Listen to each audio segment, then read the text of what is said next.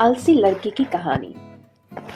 एक बहुत ही भोला भाला सा आलसी लड़का था। वो कोई काम नहीं करता था और कोई काम करना भी नहीं चाहता था। बस खाना खाता, घूमता और सोते रहता था। एक दिन उससे किसी ने बताया कि एक आश्रम है जहां पर कुछ नहीं करना पड़ता है और हर दिन 2 समय का खाना और नाश्ता मिलता है। तुम वहां जा करके रहो। उस लड़के ने सोचा कि ये तो बहुत ही बढ़िया है और वो उस आश्रम में जाकर रहने को सोचा।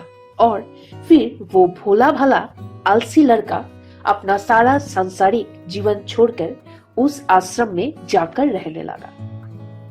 आश्रम में गुरुजी रहते थे।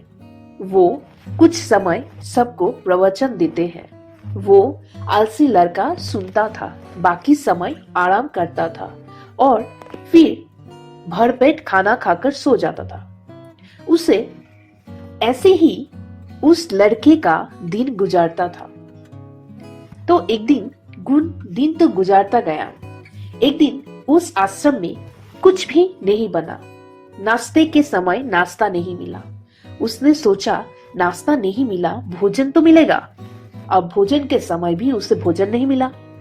लड़का दौड़ के गुरुजी के पास गया और उसने पूछा कि आज भोजन क्यों नहीं बना।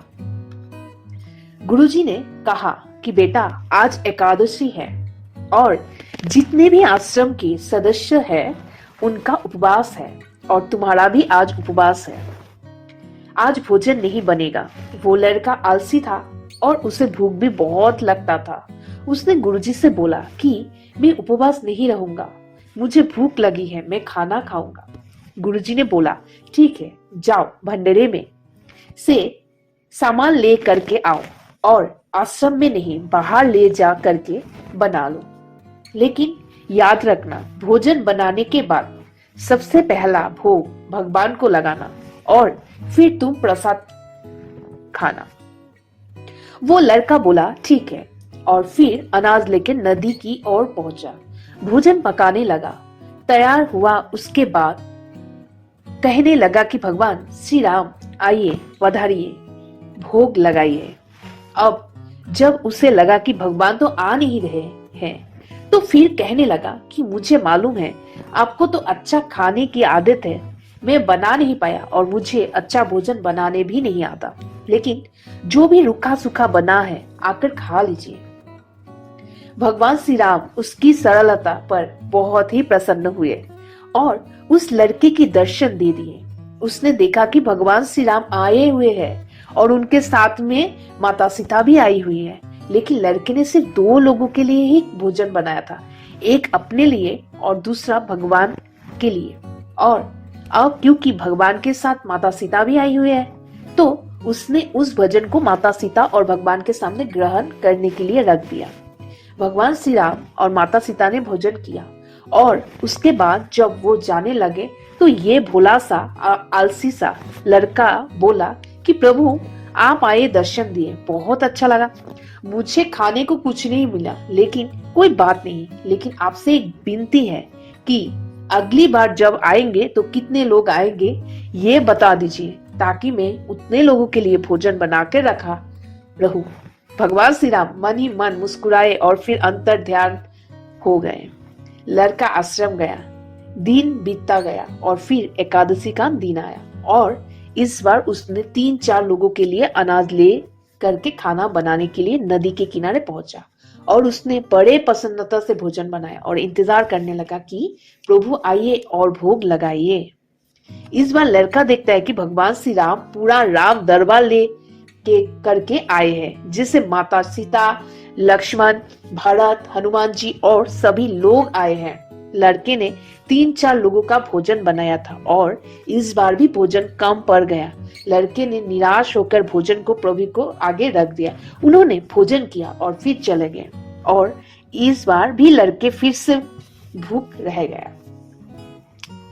रह गया। अब लड़का फिर आश्रम गया।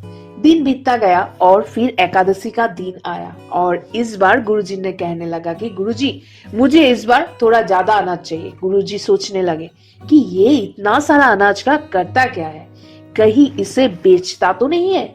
फिर उन्होंने कहा कि ठीक है, भूख से परेशान रहता है। लड़के ने कहा कि नहीं गुरुजी, मैं भूख से परेशान नहीं रहता हूँ। प्रभु के साथ बहुत लोग आते हैं, उनको भी तो भोजन कराना पड़ता है।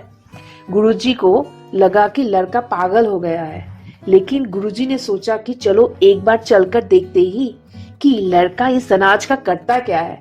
वो भोला सा लड़का अनाज ले करके नदी के किनारे पहुंचा और इस बार भोजन बनाया नहीं। उसने सोचा कि प्रभु हर बार ज्यादा लोगों को ले करके आते हैं, इस बार वो जितने भी आएंगे खुद बना करके भोग लगा लेंगे। फिर प्रेम से प्रभु को बुलाने लगा। गुरुजी ने सब छुप कर देख रहे थे कि ये भोजन तो बनाया ही नहीं और प्रभु को बुला रहा है। लेकिन लड़के ने देखा इस बार प्रभु के साथ बहुत से लोग आए हुए हैं, और तो उसने प्रभु के सामने हाथ जोड़ करके कहा कि प्रभु माफ करना, आप बहुत सारे लोग आते हो, मुझे संख्या पता नहीं होती और मेरी हिम्मत भी नहीं होती कि इतने सारे लोगों के लिए भोजन बनाओ। आप सहे आए, बनाए, खाइए और भोग लगाए।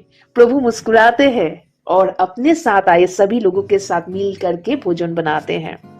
गुरुजी ये सब कुछ छुप करके देखते हैं और फिर लड़के के पास आ करके कहते हैं कि तुम ये क्या कर रहे हो? लड़का कहता है कि गुरुजी, आपको दिख नहीं रहा है कि भगवान श्री राम पधार चुके हैं, माँ सीता आई हुई है, हनुमान जी आई है और भी सभी लोग आए हुए हैं, भोजन बन रहा है।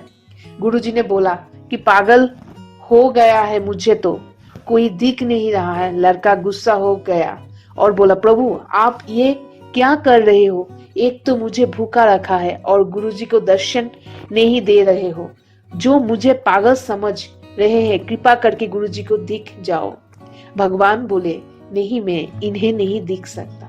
लड़का बोला, क्यों नहीं दिख सकते? मेरे गुरुजी तो बहुत महान है, बहुत बड़े ज्ञानी और ज्ञाता है। भगवान बोले, हाँ ज्ञानी और ज्ञाता होंगे, लेकिन तुम्हारी तरह सरल नहीं है। जो सरलता तुम में है वो तुम्हारे गुरुजी में नहीं है। लड़के ने ये बात गुरुजी से कह दी कि भगवान श्री राम कह रहे हैं कि आप में सरलता ही नहीं है, आप मेरी तरह सरल नहीं है, इसलिए आपको नहीं दिख सकते।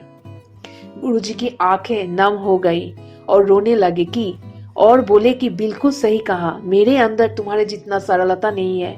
और फिर माफी मांगने लिए फिर भगवान ने गुरुजी को भी दर्शन दिए। ये कहानी हमें सिखाती है कि जीवन में सरलता सबसे आवश्यक है। जितने सरल बने रहेंगे उतना जीवन में आगे बढ़ते चले जाएंगे। जब आप सरल होते हैं तो आप खुद भी मुस्कुराते हैं और दूसरों को भी मुस्कुराने की वजह देते हैं। थैंक यू, धन्यवाद।